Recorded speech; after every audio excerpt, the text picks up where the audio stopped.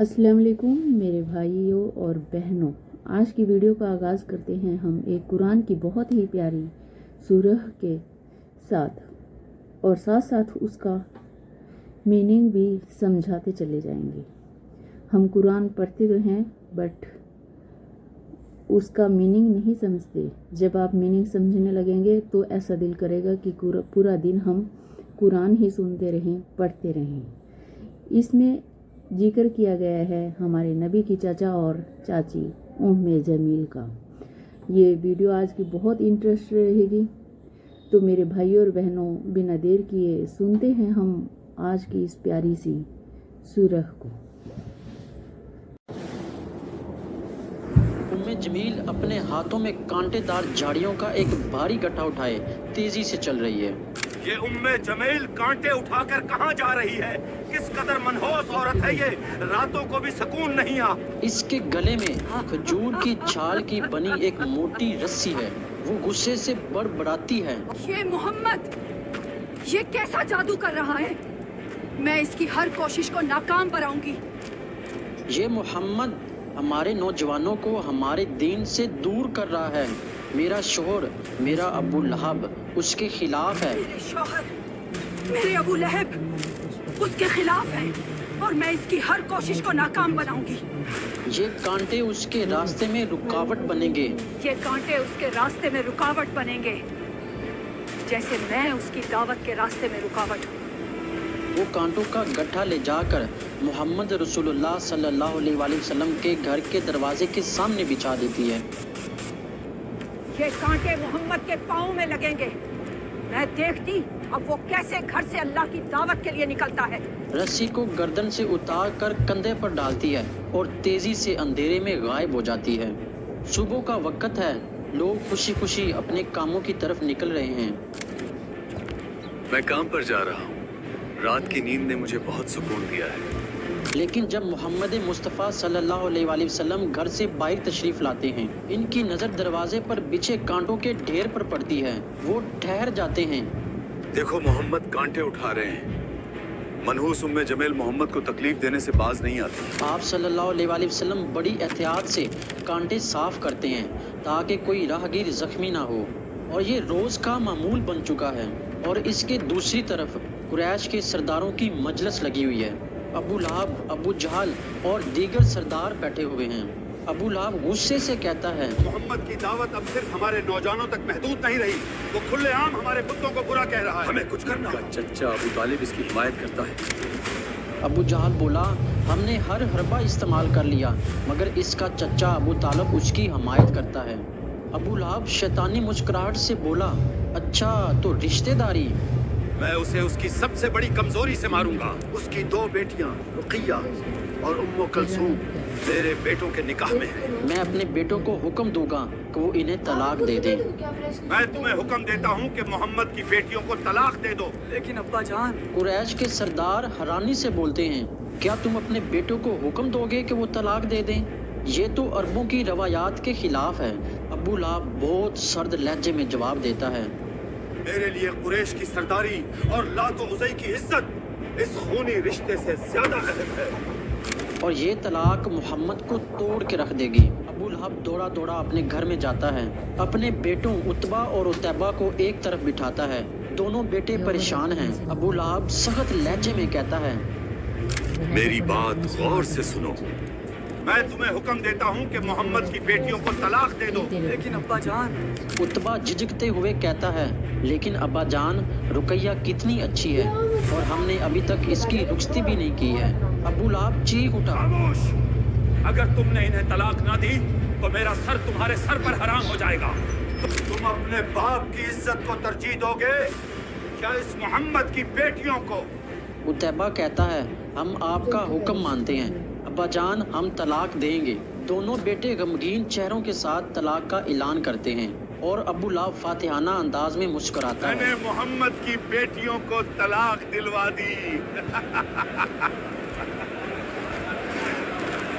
और दूसरी तरफ रसूलुल्लाह सल्लल्लाहु अलैहि वसल्लम अपनी बेटियों हज़रत रुकैया और हज़रत उम्मे कुलसूम को तसल्ली दे रहे हैं। हज़रत रुकैया आंखों में आंसू लिए कहती है, अब्बा जान, ابو لہب نے ہمیں اس لیے طلاق دلوائی ہے کہ ہم آپ کی بیٹیاں ہیں۔ رسول اللہ صلی اللہ علیہ وآلہ وسلم اپنی بیٹیوں سے محبت سے کہتے ہیں، غم نہ کرو میری بیٹیوں، اللہ تمہارے لیے اس سے بہتر شور عطا کرے گا۔ یہ سب اللہ کی مرضی ہے۔ ابو لہب کی دعوت دن بدن بڑھتی جا رہی تھی اور رسول اللہ صلی اللہ علیہ وآلہ وسلم کو تنگ کرنے کے بہانے ڈھونڈتا تھا۔ اے لوگوں، میرا بھتیجا محمد دیوانہ ہے، اس کی بات نہ سنا۔ بازار میں رسول اللہ صلی اللہ علیہ وآلہ وسلم کو رسوا کرتا تھا۔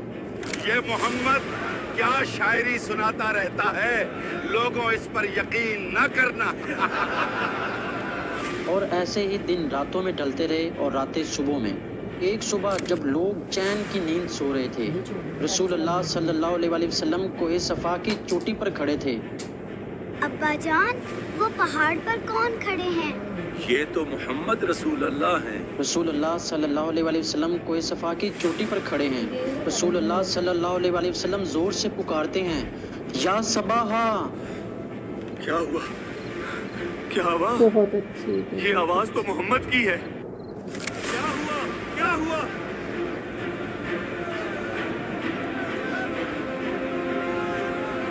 سب لوگ وہاں جمع ہو جاتے ہیں۔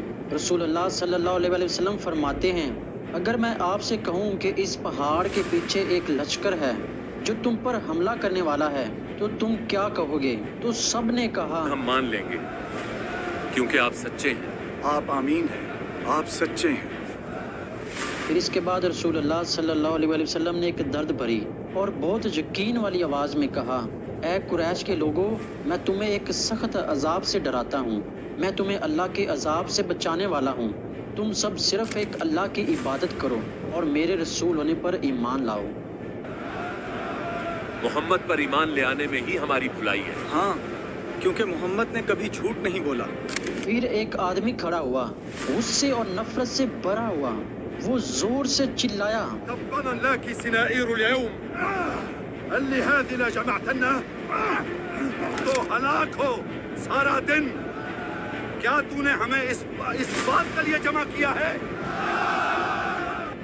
ابو لہب ایک پتھر اٹھا کر رسول اللہ صلی اللہ علیہ وآلہ وسلم کی طرف پھینکنے کا ارادہ کرتا ہے، لیکن قریب کھڑا ایک شخص اسے روک لیتا ہے۔ مجمع میں ہلچل مچ جاتی ہے اور سب لوگ بکھر جاتے ہیں۔ تبا لك سنائر اليوم اللي جمعتنا۔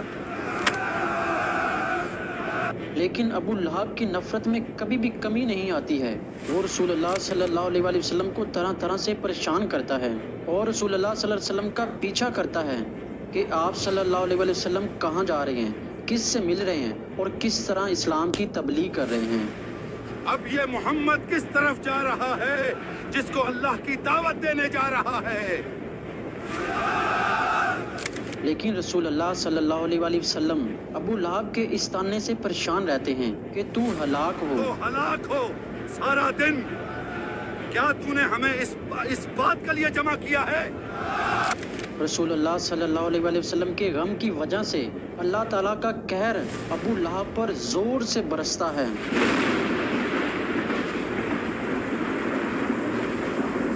اور اچانک ایک وحی کا نزول ہوتا ہے جس سے آپ صلی اللہ علیہ وآلہ وسلم کے چہرے پر سکون آ جاتا ہے۔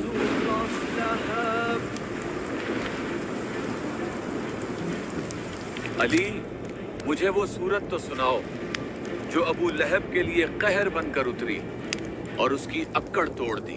بسم اللہ الرحمن الرحیم، تبت یدا ابی لہب وتب، ما اغنى عنه ماله وما كسب، سيصلى نارا ذات لهب وامرأته حمالة الحطب في جيدها حبل من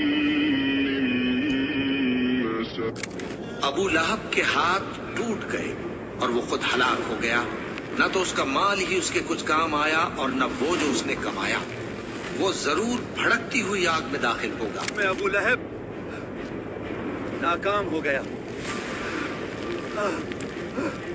کام ہو گیا، اور اس کی بیوی بھی جو ایندھن سر پر اٹھائے پھرتی ہے، اس کے گلے میں مونج کی رسی ہوگی۔